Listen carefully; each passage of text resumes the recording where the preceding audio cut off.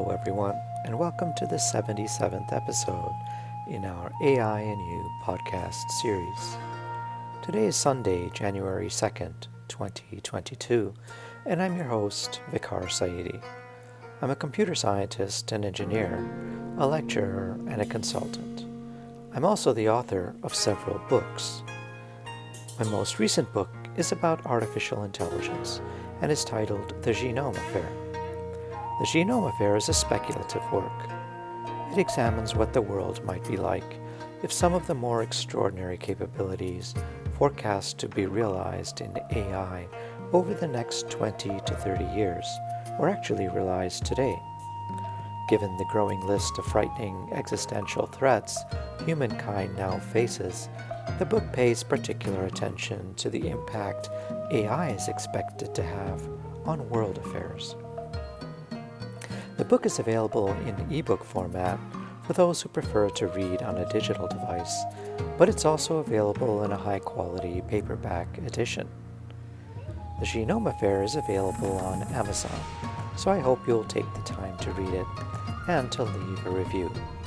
Amazon book reviews are very helpful for writers. I'm very interested in how science and technology influence world affairs and the big questions facing humankind. Studying at the confluence of the great disciplines of human history, political science and thought, international affairs, science and technology, offers a deep understanding and pedagogically important lessons of how advances in human endeavor have influenced and impacted civilization. I'm available to give talks on artificial intelligence and its related technologies, and on the impact AI is expected to have, or is already having, on our world. If you'd like to get in touch with me to arrange a web-based event or consulting meeting with your company or organization, you can find my contact info in the podcast notes below. Please make sure to subscribe to my channel, like this video, and share it with others if you find the content valuable. Thank you. And now, on to today's podcast. In our last podcast, episode 76, I spoke about AI and meritocracy. In today's podcast, episode 77, I'll speak about AI, authoritarianism, and democracy. Let's get started. The world today is made up of about 196 United Nations member states. These sovereign nations are governed primarily by two major ideologies, authoritarianism and democracy. Until very recently, the countries governed by liberal democratic regimes with capitalist economies were scientifically and technologically more advanced, industrialized, and prosperous, while the opposite was true for states governed by authoritarianism or some variant of it. This is clear when we examine the makeup of the G20, a fraternity of the 20 largest economies in the world. The countries in the G20 account for approximately 60% of the world's population, 80% of global GDP, and 75% of global trade. The liberal democratic nation states in the G20 fraternity include America, Argentina, Australia, Brazil, Canada, the European Union, France, Germany, India, Indonesia, Italy, Japan, Mexico, South Africa, South Korea, Turkey, and the UK. China, Russia, and Saudi Arabia are the three authoritarian states included in the G20, but China is the only one with a diversified economy. The economies of Russia and Saudi Arabia are essentially dependent on the export of natural gas and oil. Let's take a moment to define some of the terminology that's been introduced. A liberal democracy is characterized by two distinct but powerful ideas: democracy and liberalism. Democracy comes from the Greek demos, or people, and kratos, or rule. Hence, democracy is the rule of the people or majority rule. The word liberal comes from liberty or freedom. America's liberal democracy, then, is a system in which the majority rule, but they do so within a framework of principles that is designed to guarantee certain liberties enshrined in the Constitution and Bill of Rights. These principles identify what the government cannot restrict, even though they have a majority. Freedom of assembly, speech, religion, the right to bear arms, pluralism, and the separation of church and state are some of these key principles and rights. The separation of powers within government and the work of civil society work to ensure this remains the case. This is not the reality for societies governed by authoritarian regimes. Authoritarian governments unilaterally decide the laws, principles, and rules that the people must live by. The ruling party maintains control over all branches of government, media, and news outlets, as well as over any vestiges of civil society. Thus, the citizens of such a state have no say in their governing. Historically, authoritarian regimes have centralized the levers of power to consolidate control over a polity's economy and people. But this has been extraordinarily expensive, inefficient, and unproductive. In the Soviet Union, it was impossible to monitor everyone in the population as they sought to catch individuals or groups who might foment unrest or dissent against the state. So the Soviet regime systematically used terror to keep the society in check. Joseph Stalin's reign of terror was just such a regime. Stalin would randomly and regularly select individuals from towns across the Soviet Union and send them to Siberian prison labor camps known as the Gulag. But with the arrival of the Fourth Industrial Revolution, technologies including artificial intelligence, biotechnology, computing, specifically quantum, and data science, monitoring every individual within a society has become both highly efficient and plausible.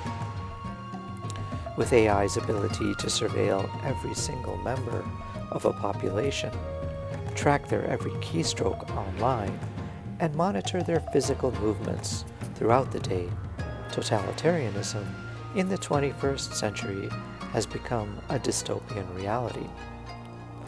With advancements in biotechnology, it won't be very long before authoritarian regimes with totalitarian ambitions will be capable of knowing not just the population's moment-to-moment keystrokes and physical movements, but also their biological data.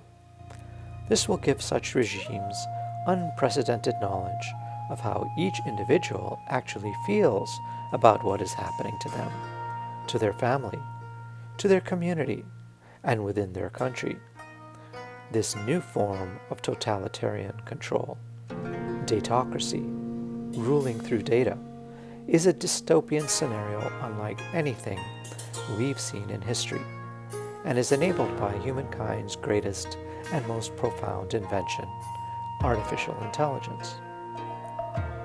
Furthermore, by using AI-enabled lethal autonomous weapons systems, such totalitarian regimes can extend their datocratic rule as far beyond their border as their weapons systems will allow.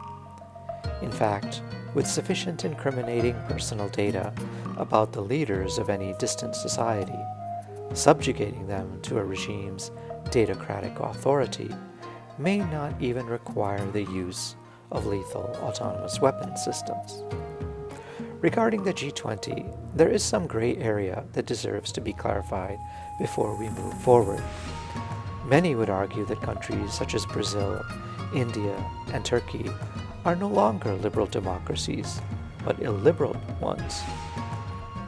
Although they have elections, their citizens' rights to free speech, civil society organizations and institutions, pluralism, and protections of minority groups, press freedoms, and the separation of powers between the various branches of government each an indelible hallmark of a liberal democracy, are glaringly absent or have been severely curtailed in these countries.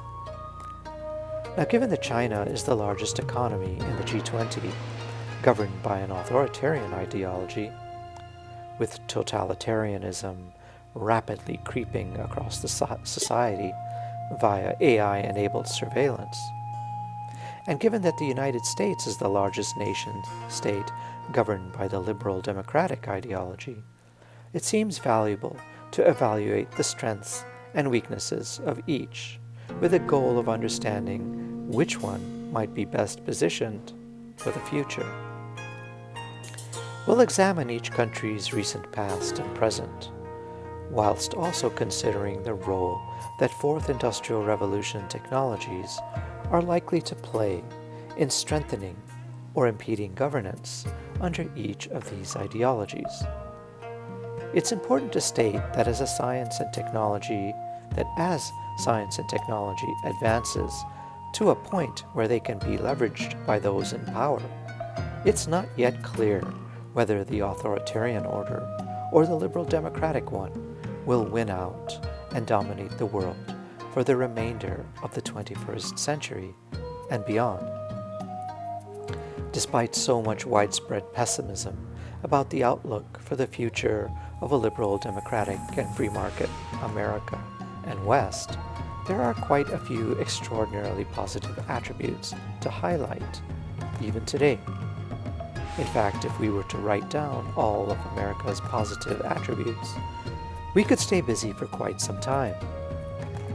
Nevertheless, we must acknowledge that there are also several attributes, principally related to America's economic and political system, that raise legitimate concerns about its viability for the long term, particularly in the context of the rise of China, vis-a-vis its authoritarian ideology.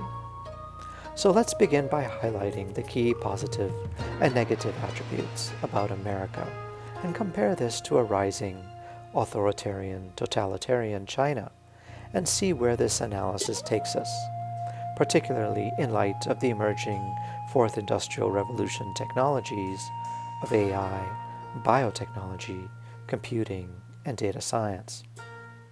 It's difficult to deny that America has some incredibly positive attributes. Consider, for example, that despite the industrialization, modernization, and rising prosperity seen in many parts of the world during the past few decades, America remains home to most of the world's leading universities, Harvard, MIT, Princeton, and Stanford, for example. America is also home to most of the world's leading medical institutions. Consider Cleveland Clinic, Dana-Farber Cancer Institute, the Mayo Clinic, and so many other academic medical research institutes. America is home to many of the world's leading biotech, pharmaceutical, and scientific institutions, Johnson & Johnson, Merck, Pfizer, to name a few, as well as most of the world's leading technological institutions, Apple, Facebook, Google, Microsoft, etc. America also remains home to the world's leading scientific and technological ecosystems, Boston, Cambridge, New York City, and Silicon Valley, as well as to many of the world's leading industrial organizations. Consider SpaceX and Tesla, for example. America is home to an extraordinary, exemplary, and perhaps the world's largest and most sophisticated civil society. Artists, academics and scholars, documentary and pop culture filmmakers, journalists, public intellectuals, NGOs, and writers, that together constitute a world-class culture of conscience. This milieu serves as an ever-present and powerful check on those in positions of influence and power across the spectrum of government and industry. America is also home to numerous Nobel Science laureates. Finally, pluralism is enshrined in the American Constitution. Despite the divisive and fascist rhetoric of the Trump administration, America remains a genuinely multicultural, multi-ethnic, multi-religious, and multilingual society, where people are free to practice and openly advocate on behalf of their faith tradition and culture. More on the importance of this later. With these positive attributes in mind, let's now examine some of the more worrisome of America's attributes and aspects from its recent history. By design, America is a democracy with a free market economic system. However, in practice, both its democratic institutions and economy have for decades been and continues to be seriously undermined by financial, industrial, and political elites. The erosion of market competition through incessant corporate consolidation has, despite significant antitrust legislation, eliminated consumer choice, decreased investment in product research and development, and caused price increases in countless industries. Consolidation has also led to tremendous insecurity in the lives of countless working people as they become increasingly dependent upon fewer and fewer potential employers. Institutional corruption is now endemic. On K Street in Washington, D.C., some 13,000 lobbyists representing virtually every industry and special interest group spend all day, every day, calling upon administration officials and members of Congress as they seek to influence legislation and policy in favor of those for whom they advocate. This dangerous and systemic problem has been allowed to persist for decades and has had a predictable and understandably corrosive effect on trust within large sections of the nation's electorate. Too many Americans now believe that America's democracy and capitalist system primarily serves the interests of the elites in government and industry, whilst their own interests are scarcely an afterthought. It's hard to disagree with them. In fact, the evidence clearly supports their conclusion. In late 2001, as the impact of the dot-com recession spread across the country, U.S. GDP had achieved an unprecedented level of $10 trillion.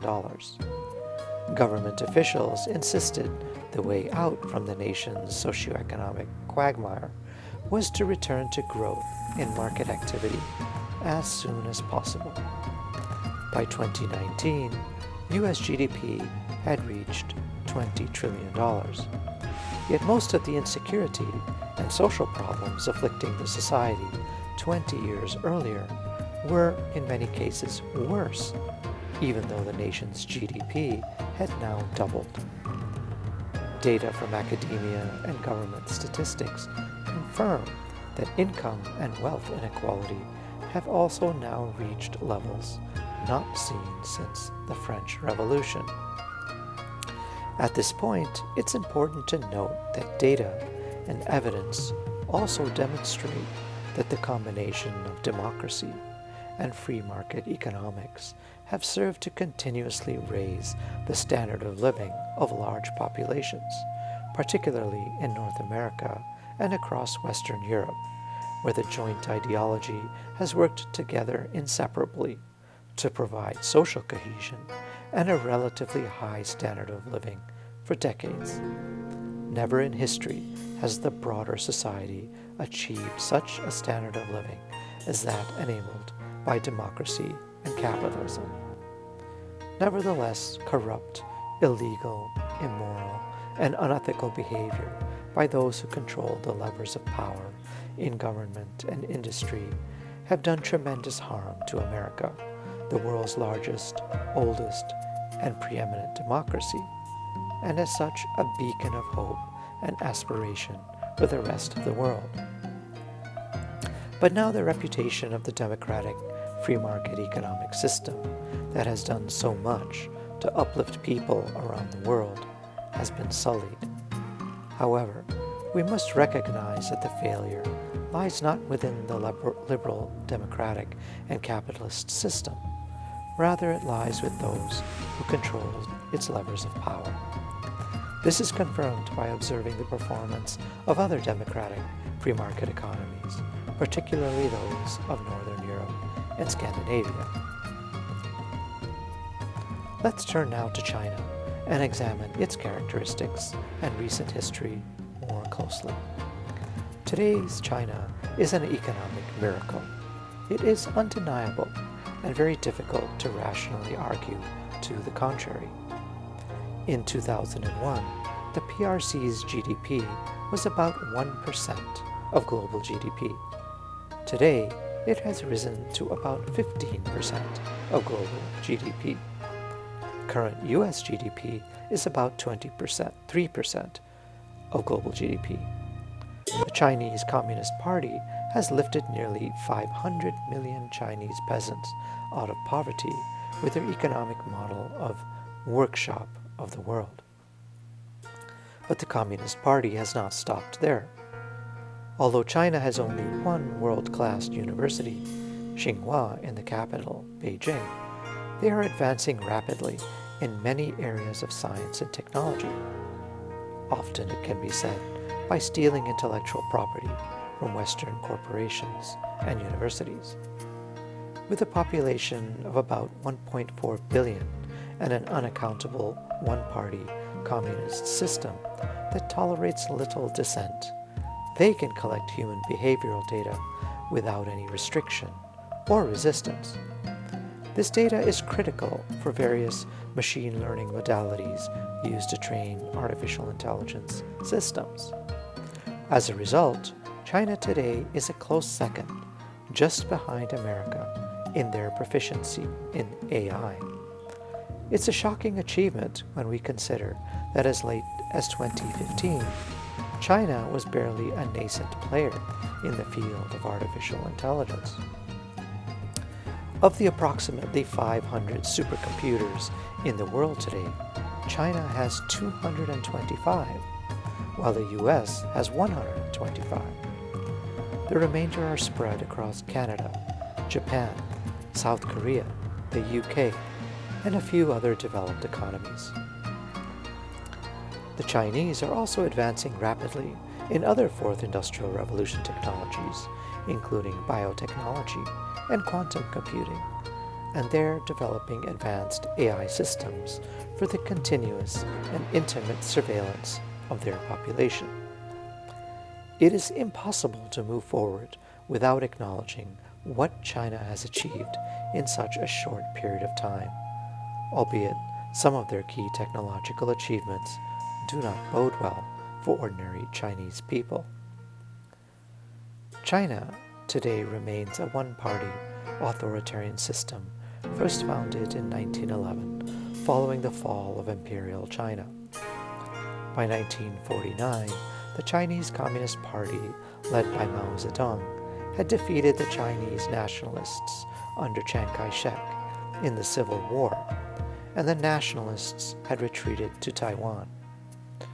In 1958, in a desperate attempt to match the level of industrialization on display in America and Britain, Chairman Mao instituted a policy known as the Great Leap Forward. This policy required local Communist Party officials across China to drive peasants in the agricultural heartland to produce more agricultural commodities for export, thus raising foreign currency for the burgeoning state.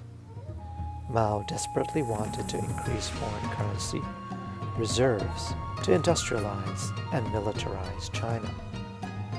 But Mao did not provide any science, technology, or farm machinery or implements to help Chinese peasants in their quest to increase their agricultural output. So local party officials, fearful of missing quotas established by regional party bosses, pushed the peasants to work harder and to eat less. Mao was informed by his defense minister that the Great Leap Forward policy was causing widespread famine as agricultural commodities required to feed the populace were being extracted from communities to meet Communist Party export quotas. But Mao ignored the intelligence. By 1961, Mao decided to cancel the Great Leap Forward policy, but not before nearly 40 million Chinese peasants across the empire had starved to death. In 1966, Mao instituted a second brutal policy known as the Cultural Revolution, which had the explicit goal of purging all signs of Western bourgeois from Chinese society. Ironically, in the evenings, Mao, his actress wife, Jiang Qing, and other leading party officials would frequently watch Hollywood films in their luxurious private apartments, while in the day, the party chairman would endlessly rage against the decadence of Western societies. Mao's Red Army systematically persecuted some 40 million Chinese over the next 10 years during the infamous Cultural Revolution.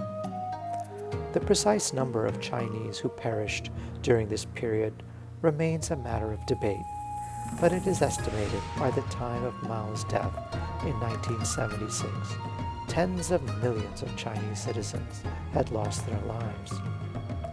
This is the extraordinary and very recent history of the Communist Party that leads China today, and that is answerable to no one. As China's President Xi Jinping prepares the Communist Party to support him in a bid to overturn a rule preventing Chinese rulers from holding power for more than 10 years, Xi is rewriting China's history to make a place for himself in the narrative. In Xi's version of history, Chairman Mao put China back on its feet. Deng Xiaoping made China rich, and Xi is making China strong. Any historical details that interfere with this narrative are to be erased from the historical record. At this point, it might be helpful to take a brief detour to evaluate ancient history and see what it tells us about societies that reject pluralism versus those that embrace it. We know from the historical record that the three great coexisting empires of Greece, Rome, and Persia took different approaches with regards to pluralism. The Athenians in the Aegean world had an origin myth. They believed that true Athenians emerged from the soil of Athens. In practice, this belief was embedded in Athenian culture and meant that Athenians could tolerate others from around the Hellenist world in the Aegean. But these foreigners could never be true Athenians. An important example of the Athenian attitude towards pluralism was on display in Plato's Academy in Athens, where the star pupil, Aristotle, was a visiting student from Macedonia. When Plato died, Aristotle was the best candidate to be appointed as the new director of the Academy, but instead, Plato's nephew was selected to lead. There may have been other circumstances affecting Aristotle's decision, but shortly after he was passed over as the new director, he departed Athens and Plato's Academy and moved to Lesbos, where he convened his study of biology, using a nearby lagoon to begin learning about the multitude of species in which he took an interest. Although the Athenians were the earliest civilization to institute democratic principles and establish a limited electorate, the uniformity of Athenian society and their attitude towards pluralism did not serve them well. They were eventually absorbed into the burgeoning, but far less sophisticated and intellectually limited Roman Empire. The Romans also had an origin myth. They believed that the two twin brothers, Remus and Romulus, were raised in the wild before establishing Rome. The mythical brothers believed Rome should be a place that welcomed migrants and refugees who could one day become Roman citizens and could rise to the highest level in Roman government and society. In the origin myth, Remus murdered Romulus, and thus Rome was destined for internal conflict, which played out in countless murders as various elites sought power, first over the Republic, Julius Caesar and the Ides of March, and later over the Empire. Thus, Rome was certainly much more tolerant and open than the Hellenes in the Aegean world, but not to the extent of the Persians. Hence, Rome lasted considerably longer than the Hellenes, but not nearly as long as the Persians. As just mentioned, the Persian Empire was the most tolerant and pluralistic amongst these three coexisting empires. Conquered people in the empire retained their own distinct identity. Unlike the Romans, who left their cultural markers such as baths, columns, forums, and language on all their provinces, the Persians allowed essentially unlimited autonomy and pluralism. The first Persian emperor, Cyrus, emerged from the ranks of the Tishbish kings of Persia to establish the Achaemenid dynasty. In 550 BCE, he merged the nomadic Persians of Fars or Pars in southwest Iran with the Medes of the north, the modern-day Kurds. Cyrus and his Achaemenid Persian tribes then pushed over the Zagros Mountains into Elam in eastern Mesopotamia, in Susa, and then across the Tigris and Euphrates to conquer the Neo-Babylonian king Nebuchadnezzar. Later, under the subsequent rule of Darius and Xerxes, the Achaemenids pushed further west into the eastern Mediterranean in the first clash of civilizations of east versus west in the Aegean world. The famous conflict between the Greeks and the Persians was chronicled by the Athenian historian Herodotus, and we learned that the Persians left no mark of their culture upon any of their conquests, either in the Aegean, in Egypt, or in Bactria to the east. With this ancient historical context in mind, if we look at China today, it most closely resembles the Athenian model. The Communist Party is completely against pluralism. We do not find any foreign students choosing to go to China to study if they have an opportunity to study in the West. We also do not find economic migrants and refugees attempting to make their way to China or to other similar authoritarian societies. They are unmistakably bound for North America or Western Europe. The CCP is intolerant of any dissent. As we have seen in Xinjiang, it does not accept religious communities, languages, or identity other than that of the Han and the ideology of Xi Jinping thought, published in a small red book resembling that of Chairman Mao from a half-century ago. The American model best resembles that of Rome, with its statue of Lady Liberty on Ellis Island in New York. America has accommodated and welcomed millions of migrants and refugees over the centuries, despite current racist and xenophobic challenges and the fascist tendencies of the Trump administration. America and the West remain genuinely pluralistic societies, and the economic and social outcomes demonstrate that, from the perspective of the citizenry, this is the most desirable of the two ideologies. Considering this historical record and narrative, most citizens of the world would prefer to live in a democratic, free market society. This is certainly clear when we observe the direction taken by most migrants and refugees. When speaking to most American university professors, we learned that the most important issue that Chinese foreign students raise during office hours is an appeal for help to remain in the United States. Even the most affluent Chinese families who have accumulated their immense wealth in China by operating businesses under the Chinese economic system invariably acquire foreign passports, bank accounts, and residences in the West. They know if they fall out of favor with the Chinese authorities, they will need to flee on very short notice and will have to forfeit the vast majority of their wealth. Yet they are still prepared to go. As China increasingly clamps down on internal dissent, using artificial intelligence-enabled surveillance technology under Xi Jinping's rising totalitarianism, the citizenry is likely to feel painful suppression. But these tools of surveillance will undoubtedly be available in the West as well. We can expect that pressure from civil society will influence their use through policy and regulation. But in the hands of a more fascist administration, such as the one recently in power in America, things can become very dystopian here as well. Only time will tell. Thank you for spending some time with me. I'm trying to follow the TED Talk format, and so I'm keeping these podcasts under 20 minutes. Today's was a little bit more unusual. Let me know what you think. I hope you'll find these insights into artificial intelligence helpful, and I hope you'll read my new book, The Genome Affair. It's on Amazon.